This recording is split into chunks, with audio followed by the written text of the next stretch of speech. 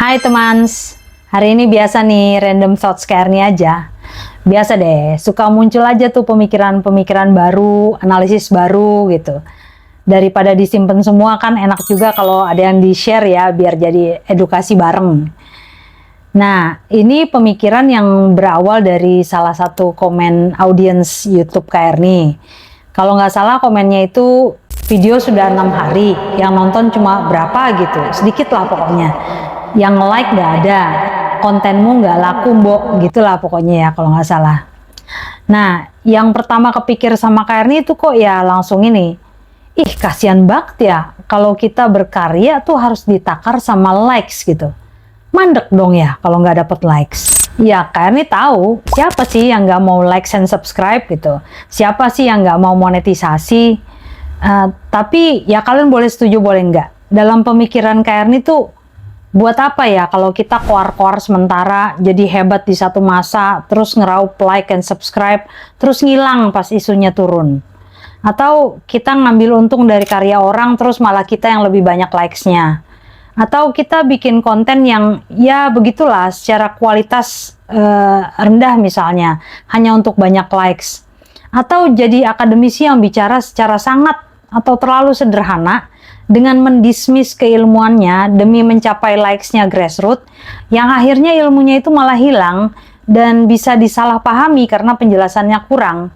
Selain itu bisa saja menimbulkan masalah yang nggak terpikirkan karena salah paham itu gitu. Sering kok KR nih ngomong udah sejelas mungkin aja masih ada yang salah paham, apalagi kalau memang penjelasannya sangat kurang gitu. Dalam hal konten, terutama di YouTube ya, karena lihat pernah tuh ada masanya banyak banget orang berkarya hebat-hebat. Tahu-taunya kok bisa kalah ketika masanya berganti, di mana orang tuh bagi-bagi hadiah biar dapat likes and subscribe. Sampai yang beneran berkarya tuh pada mundur gitu.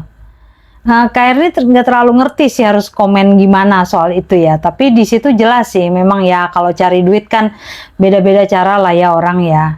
Tapi sedih aja gitu bahwa yang benar berkarya tuh harus ngalah mundur dengan yang hitungannya kayak beli suara gitu. Nah terus ada masanya tuh content creator tuh muncul dengan kehebohannya ya, yang negatif malah. Gak peduli dia dihujat, yang penting dapat like and subscribe dan artinya cuan gitu. Ya mungkin mereka emang orang yang kuat ya, karena kayaknya nggak sanggup deh kayak gitu. Karena udah ngerasain tuh hidup dalam fitnah, dimusuhi orang, entah siapa gitu, nggak ada klarifikasi. Jadi kayaknya Karni belum tentu bisa kuat tuh kalau harus dibenci random people gitu demi likes and subscribe ya. Nah lagi-lagi nih pemikiran Karni ya, kalian boleh setuju atau tidak, tapi please lah, kalaupun kalian sampaikan masukan ya kira-kira relevan dengan topik kita ya. Nah, untuk menjelaskan jalannya pemikiran Karni, kayaknya Karni perlu juga sih membagi gimana sih awalnya konten Karni ini. Jadi Karni tadinya cuma pengen bikin konten psikologi gangguan kepribadian aja. Tujuannya adalah mengedukasi orang tentang bahayanya kehadiran orang-orang dengan gangguan kepribadian atau personality disorder, termasuk dampaknya kepada anak-anaknya. Di sini terutama mereka yang ada di klaster B, yaitu orang dengan NPD. Nah, KR nih pengen call out keponakan-keponakan KR nih yang entah sudah di mana, dengan pemikirannya yang sudah gimana terhadap KR nih, karena ya pengaruh-pengaruh ya. Scapegoat child itu kan dalam keluarga disfungsional itu adalah yang menanggung semua kesalahan, termasuk kesalahan yang disebabkan oleh orang dewasa kepadanya. Jadi keturunan selanjutnya dari keluarganya sendiri akan selalu melihat dia sebagai the bad guy-nya tanpa pernah mau mencoba melakukan klarifikasi. Kenapa? Karena flying monkey itu kan dibikin nggak ketemu secara personal, tapi melakukan permusuhan dari jarak tertentu. Artinya cukup dekat untuk menyakiti, tapi terlalu jauh untuk diklarifikasi. Selain itu, KRI melihat bahwa penjelasan mengenai gangguan kepribadian, terutama klaster B, itu terlalu sederhana. Kayaknya perlu ada ulasan akademis juga deh soal ini, biar lebih jelas gitu. Dan KRI tuh adore banget sama banyak psikolog yang bahkan punya medcare di YouTube buat para korban yang sudah dalam healing proses. KRI ingin setidaknya bisa menerjemahkan apa yang mereka sampaikan, sekaligus sharing pengalaman pribadi dan pengalaman orang-orang yang KRI kenal. Ya, setidaknya KRI bisa membantu mengedukasi masyarakat agar lebih awas dengan fenomena ini dan agar korban tuh bisa memahami kondisinya dan belajar bangkit dari keterpurukannya. Ditambah lagi, Kak Erni tuh pernah mencoba konsultasi dan berharap mendapat treatment lanjutan, tapi nggak disarankan. Kak Erni minta, tapi ditolak. Dibilang sudah survive, bahkan thrive. Hanya karena Kak Erni sudah dianggap memahami masalah Kak Erni dan berhasil dalam hidup. Kak Erni bilang, tapi saya masih marah, Bu. Tapi tetap tidak disarankan. Kalau Kak Erni mau, ya bisa dijadwalkan ulang, gitulah. Beliau bahkan kayaknya luput untuk melihat bahwa penolakan atau rejection bagi seseorang yang traumatik dan depresi itu sekecil apapun dampaknya besar.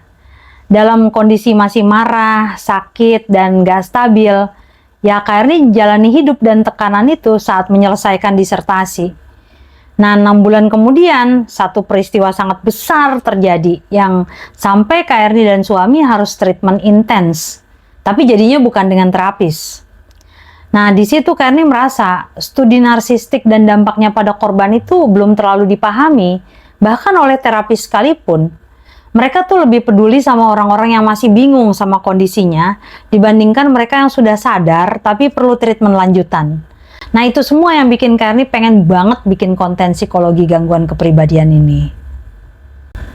Awalnya Kak Erni malah belum terpikir untuk mengangkat kriminologi. Ya, karena malas aja kalau ada sentimen dari pihak-pihak tertentu yang sudah lama dirasakan. Dan belakangan terbukti juga sih. Tapi kemudian pemikiran dari tim mengindikasikan sama Kak Erni, ya kenapa nggak sekalian angkat juga kriminologinya gitu. Kan sudah sampai S3, sayang ilmunya. Nah iya juga sih. Ya terus Kak Erni sempat info niat Kak Erni ke beberapa orang, tapi ya sudah. Nggak dikomen nggak apa-apa, Kak Erni jalan aja. Nah, akhirnya ya Kak Erni angkat juga krimnya. Tapi konten Kak Erni nggak mau hanya krim saja. Karena sesuai dengan tujuan awal, Kak Erni ingin juga psikologi gangguan kepribadian itu tetap diangkat. Lalu Kak Erni mikir lagi, kan Kak Erni tuh pemikirannya suka ada-ada aja ya.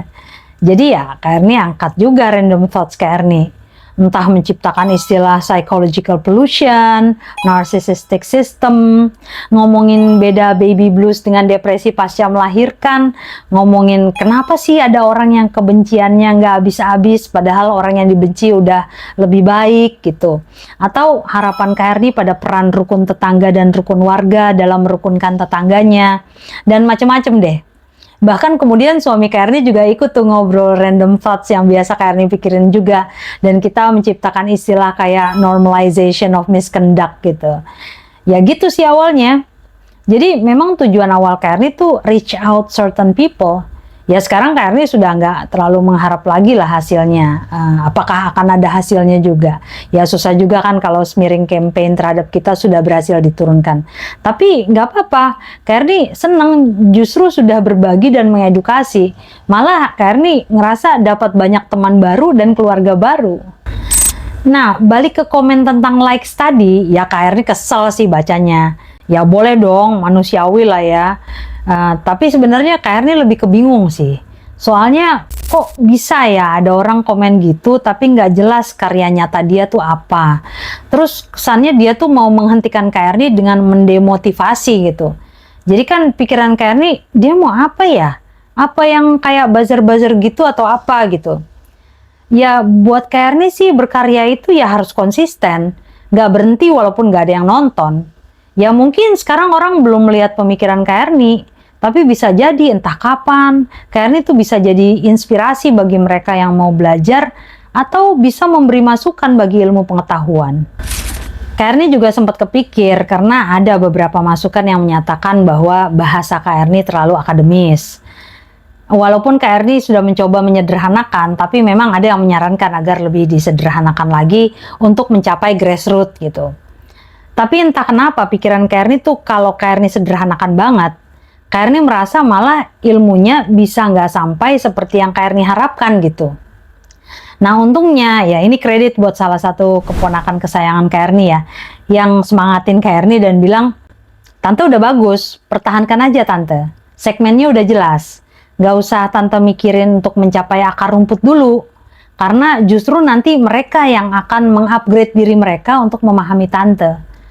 Nah itu yang Kak Erni seneng banget. Persis banget dengan pemikiran Kak Erni. Dan itu kan intinya mengedukasi, mengupgrade pemikiran, ngajak untuk seneng mengajukan ide baru dan pemikiran analitis. Ya, jadi ya gitu. Di situ Kak Erni berpijak. Dan Kak Erni jadi makin semangat ngebagi ilmu. Dari semua ini, inti yang Kak Erni mau sampaikan adalah dalam berbagi ilmu di media sosial, kita boleh kok berharap like and subscribe. Kak Erni juga gitu. Tapi ya jangan kemudian ketika nggak ada yang nonton, atau nggak ada yang nge-like, atau ada yang ngehujat karena kita terlalu kritis dan mereka kesindir, terus kita turun semangat. Ditambah lagi kalau kemudian ada yang ngikut-ngikut dan dia lebih terkenal, ya nggak usah mundur. Kalau karya kita otentik, ide itu akan terus muncul duluan tuh dari yang ikut. Bahkan ketika yang ikut berusaha beda dari kita. Ya jangan mundur juga karena itu. Yang jelas kita tetap perlu konsisten, perbaiki jika perlu, kreatif, dan inovatif dalam karya-karya kita. Dalam kaitannya dengan hasil karya dan upgrade diri, Kak Erni tuh jadi teringat sama quote-nya Aristoteles. We are what we repeatedly do. Excellence then is not an act, but a habit.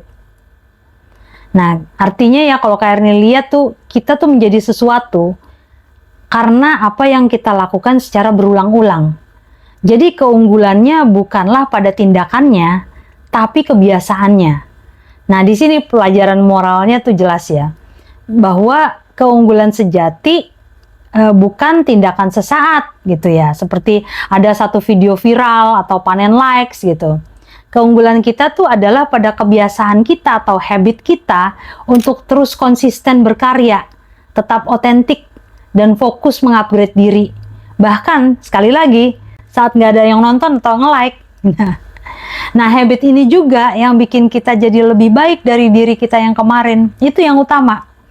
Ya, kita nggak perlu bandingin diri kita dengan orang lain deh. Nggak ada habisnya, nggak ada puasnya. Tapi bandingin diri kita dan karya kita hari ini dengan diri kita dan karya kita yang kemarin. Makin baik nggak? Ada impact positifnya nggak buat orang lain? Itu. Gitu teman-teman. Semoga kalian makin keren, makin hebat, makin maju dalam berkarya. Kak Erni yakin. Pesan Kak Erni ya upgrading diri itu ya termasuk di dalamnya dalam berkomentar ya.